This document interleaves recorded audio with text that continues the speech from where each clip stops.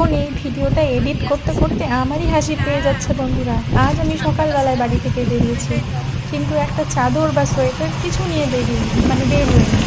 আর এই দেখো বাড়িতে ফিরছি টোটো করে, আর এমন চারিদিকে খোলা মাঠ, আর তার সাথে বড় বড় গাড়িগুলোও যাচ্ছে।